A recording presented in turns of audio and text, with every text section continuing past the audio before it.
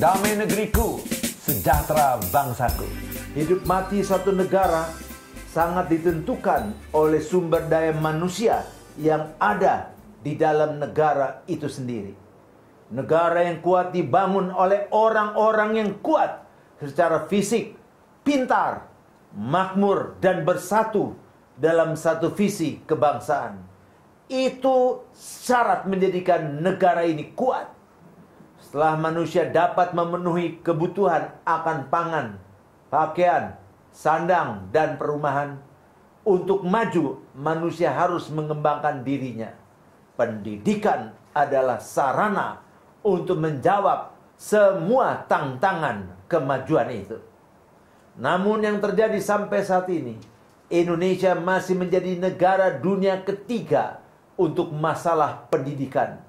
Lulusan Indonesia yang ada pada saat ini belum bisa bersaing dengan lulusan dari luar negeri.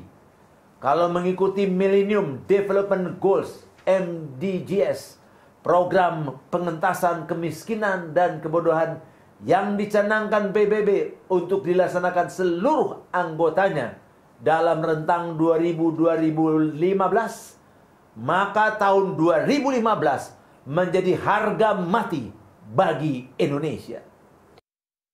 Dalam setiap kepala para pemimpin di Indonesia, mesti ada satu pemikiran yang mengandung 5 hal.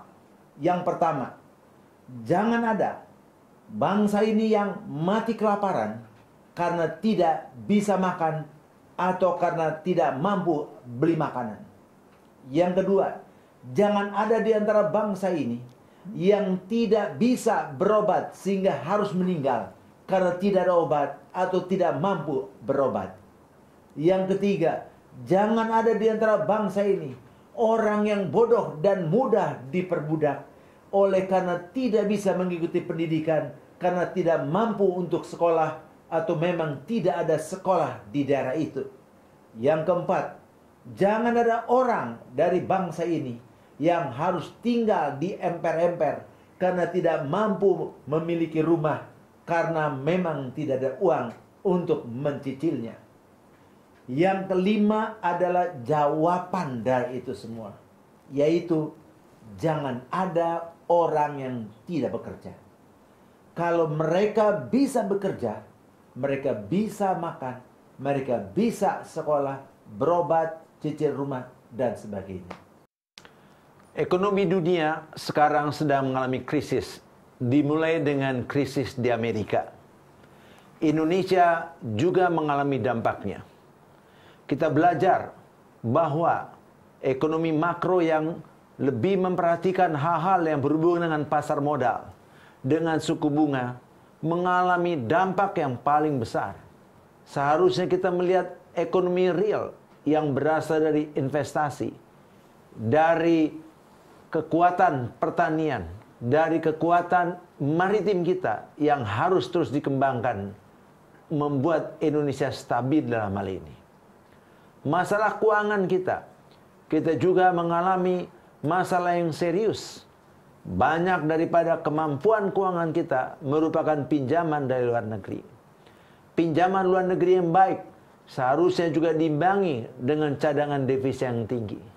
Dari sisi industri, kita juga mengalami masalah yang cukup serius, yaitu banyak industri-industri yang berasal dari luar negeri pindah tempat, meninggalkan Indonesia. Mutu daripada industri-industri Indonesia ini yang kurang bersaing, yang bisa mengalami penurunan produksi. Ini semua merupakan persoalan yang serius. Dalam bidang politik kita menyadari bahwa politik Indonesia adalah mensejahterakan rakyatnya, mencerdaskan, bahkan ikut memelihara perdamaian dunia. Setiap partai politik tujuannya mesti jelas. Tujuan utamanya mensejahterakan rakyatnya. Kita melihat sampai hari ini masih banyak undang-undang yang dibuat hanya untuk kepentingan sebuah agama saja. Dalam bidang hukum, kita juga masih menyaksikan korupsi merupakan pengaruh yang membuat rakyat mengalami miskin dan juga kelaparan. Dalam sisi HAM, yaitu kesetaraan, kita mau supaya tidak ada warga negara kelas 2 atau kelas 3. Semuanya punya hak yang sama, punya kedudukan yang sama dalam pemerintahan dan hukum. Akhirnya, kami juga mau supaya dalam sisi keamanan, Indonesia benar-benar mempunyai pengamanan yang baik. Karena salah satu yang mengatakan negara itu menjadi negara gagal kalau negara tidak bisa melindungi rakyatnya sendiri. Itu hal yang sangat penting.